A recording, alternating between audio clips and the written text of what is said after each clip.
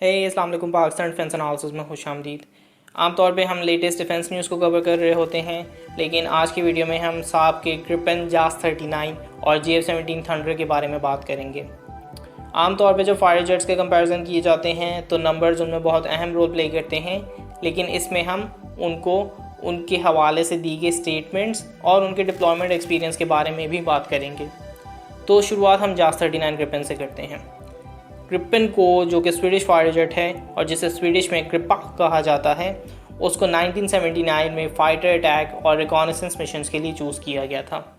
ये एक fly by wire, delta wing और केनार्ड कन्फिग्रेशन वाला omni role multi role fighter jet है। बहुत से पायलट्स के मुताबिक ये तमाम ऑपरेशंस का एक मुकम्मल बैलेंस है और जिस मकसद के लिए इसे आम किया जाएगा उसमें ये एक्सेलेंट रिजल्ट्स को प्रोड्यूस कर सकता है। साहब ग्रिपेन की सबसे बड़ी अचीवमेंट ये है कि इसे स्वीडन लोकल तौर पे तैयार करता है और ये कि इसे लीबिया में प्रैक्टिकल डिप्लॉयमेंट में इस्तेमाल किया जा चुका है, जहां ये एक एक्सेलेंट प्लेटफॉर्म का रिकॉर्ड जो है पेश कर चुका है। ये एक एक्सपोर्ट सक्सेस है, जहां ब्राज़ील, साउथ अफ्रीका और चेक रिपब्लिक जैसे ममालिक को ये बेचा जा चुका है। JF-17 on the other hand is a Pakistan Chinese joint produce fighter jet, जिसको FC-1 फियर्स ड्रैगन भी कहा जाता है। ड्रैगन्स चाइना की कदीम तारीख का सबसे अहम हिस्सा हैं और कदीम मिथोलॉजी के मुताबिक ये एक ड्रैगन की मानंद है, जिसमें फियर्स, जो कि चाइनीज़ ट्रांसलेशन में थंडर और लाइटनिंग को कंट्रोल करता है। JF-17 अगेन एक light weight multi role fly by wire fighter jet है, जिसे पाकिस्तान एयरोनॉटिकल कॉम्प्लेक्स और कैक ने जॉइंटली तैयार किया है। JF-17 थंडर की सबसे बड़ी अचीवमेंट उसकी प्रैक्टिकल डिप्लॉयमेंट ही है, जो कि जहां पाकिस्तान के नॉर्थ वेस्ट में इसकी एक्टिव डिप्लॉयमेंट की जा चुकी है, जहां इसने बहुत बेहतरीन रिजल्ट्स प्रोड्यूस किए हैं। JF-17 थंडर भी एक एक्सपोर्ट सक्सेस है, जहां पे ये म्यांमार को बेचा जा चुका है, नाइजीरिया को डिलीवरीज की जाने वाली हैं और बहुत से ममालिक के साथ इस फाइटर जेट में डील साइन होने के चांसेस हैं। और ये कि JF-17 थंडर में लगातार अपग्रेड्स का सिलसिला जो है जारी रहता है, जहां बहुत से पायलट्स के मुताबिक JF-17 थंडर एक इतना मैच्योर प्लेटफॉर्म बन चुका है कि F-16 से भी कई मुकाबलों में बेहतर परफॉर्म करने की सलाहियत रखता है। और लास्टली स्वीडन की तरह इसने लोकल प्रोडक्शन और सेल्फ सफिशेंसी में बहुत अहम रोल प्ले किया है। तो इन फाइटर जेट्स को कंपेयर करने के लिए जो मसाइल खड़े होते हैं, उनमें से कौन सा वेरिएंट जो है किस वेरिएंट का मुकाबला कर सकता है, जो कि हर वेरिएंट का हर वेरिएंट से मुकाबला करना बहुत मुश्किल है। इसलिए हम इन दोनों के बेहतरीन वर्जन्स को आपस में कंपेयर करेंगे।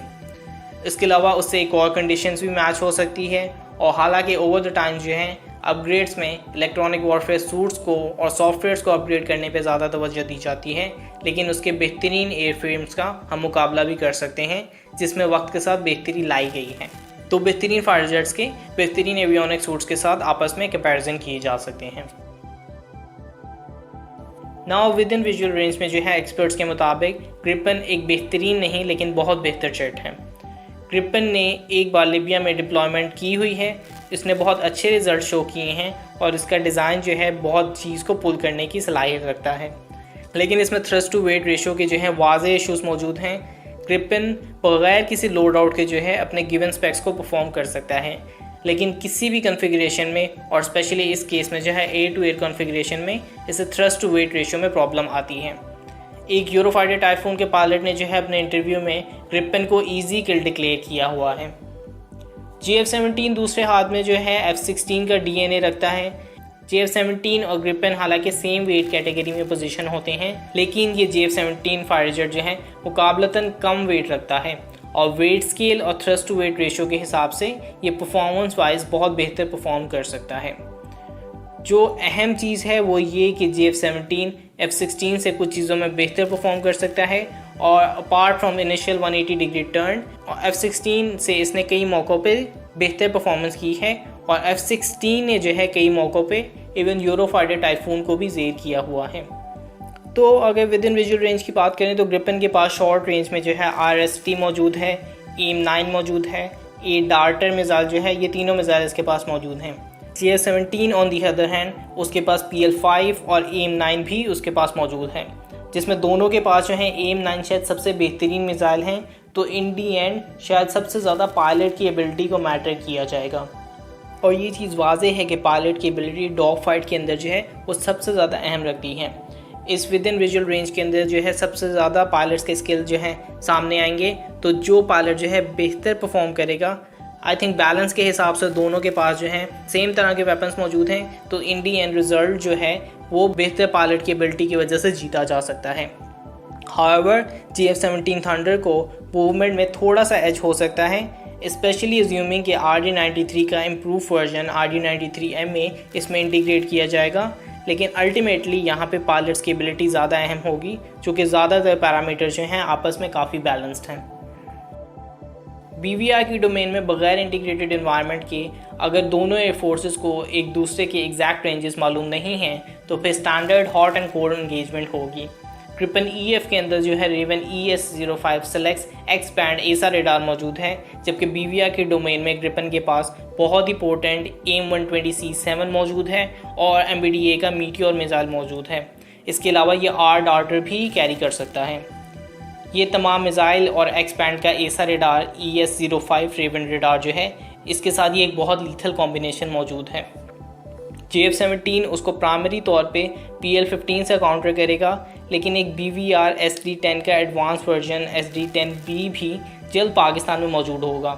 तो BVR डोमेन में PL-15 और SD-10B के साथ KLJ-7A x band AESA radar से इसे काउंटर किया जाएगा।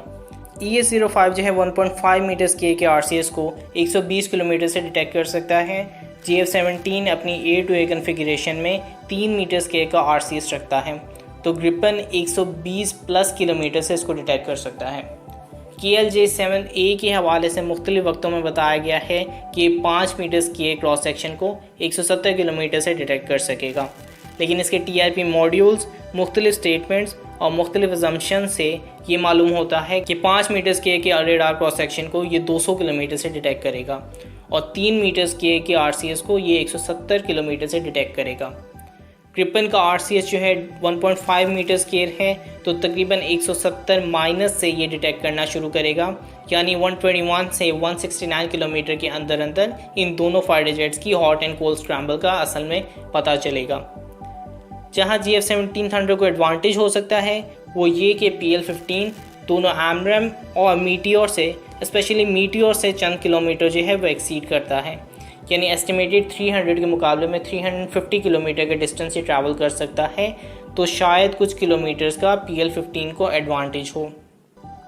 दूसरा और बहुत अहम फैक्टर इसमें जो हो सकता है वो ये कि KG-600 जो है GF-17 का सबसे बेहतरीन हथियार हो सकता है ग्रिपन के रेडार्स को जैम करने के लिए।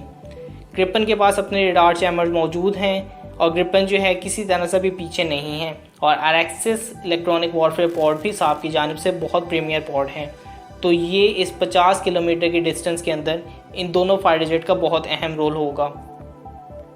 ये तमाम BVR एंगेजमेंट जो है नॉन इंटीग्रेटेड एनवायरनमेंट में या नॉन इंटीग्रेटेड डोमेन में कोई वाज़े फाते इसको डिक्लेयर करना बहुत मुश्किल है, क्योंकि इन चंद किलोमीटर में किसी भी चीज़ का, चाहे मिसाइल हो, रेडार हो या इलेक्ट्रॉनिक वॉरफेयर पॉड हो, किसी का भी एज जो है पूरी गेम चेंज कर सकता है। जहां हाउएवर लड़ाई बैलेंस नहीं है और ग्रिपन को एक क्लियर एडवांटेज है, वो इंटीग्रेटेड BVR की डोमेन में है।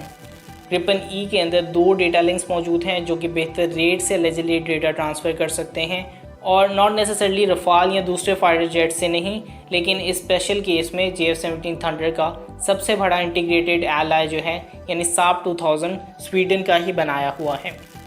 दूसरे केस में पाकिस्तान जो है ZDK-03 AWACS को जो है इस्तेमाल कर सकता है और पाकिस्तान के पास ये ऑप्शन मौजूद है, लेकिन SAP 2000 जो है ज़्यादा सुपीरियर है और SAP से ज़्यादा जो है अपने AWACS को कौन जानता होगा। नाउ टू बी ऑनेस्ट, अगर कोई मुल्क जो है SAP 2000 यानी स्वीडिश SAP 2000 को एक्सप्लॉइट कर सकता है तो वो पाकिस्तान ही है, और पाकिस्तान एयरफोर्स वो वाहिद मुल्क है जहां SAP 2000 को स्वीडिश SAP की तरफ से सर्टिफाइड रिपेयरिंग का एजाज़ हासिल है। लेकिन इसके बावजूद भी OEM यानी ओरिजिनल इक्विपमेंट मैन्युफैक्चरर को झुटलाया नहीं जा सकता, और स्वीडन पाकिस्तान के एरियाई का भी एडवांस वर्जन ग्लोबल आई फ्यूचर में यूज़ करने वाले हैं। तो इंटीग्रेटेड डोमेन में अनलेस पाकिस्तान का DA-20 कुछ प्रॉब्लम्स क्रिएट कर सकें, ऐसी कोई चीज़ मेरे जहन में नहीं आ रही जिससे GF-17 कुछ नुकसान कर पाए। तो ओवरऑल दोनों फाइटर जेट जो हैं कुछ डोमेन में एक्सेल करते हैं। GF-17 जो है विद इन विजुअल रेंज में स्केलिंग वाइज बहुत बेहतर परफॉर्म कर सकता है, PVR में नॉन इंटीग्रेटेड में कोई फैसला करना मुश्किल है, जबकि इंटीग्रेटेड इन्वायरमेंट में ग्रिपन को क्लियरली एडवांटेज हासिल है। तो 10 एनकाउंटर्स में से रियलिस्टिकली 6 मरतबा ग्रिपन के जीतने के चांसेस हैं, जबकि 4 बार जो है JF-17 थंडर बाजी ले सकता है। लास्टली ये कंपैरिजन स्ट्रिक्टली स्वीडिश और पाकिस्तानी JF-17 थंडर के दरमियान है। इन केस इनके बायर्स के दरमियान मुकाबला हो तो हालात बहुत मुख्तलिफ हो सकते हैं। तो साहब ग्रिपन का JF-17 थंडर से मुकाबले के हवाले से मेरा ये ख्याल है। आपका इसके बारे में क्या ख्याल है? आप अपनी राय को कमेंट में ज़रूर पोस्ट कर सकते हैं। उसके अलावा आप चैनल को लाइक और सब्सक्राइब भी कर सकते हैं। तब तक के लिए Pakistan defence analysis out. Good bye.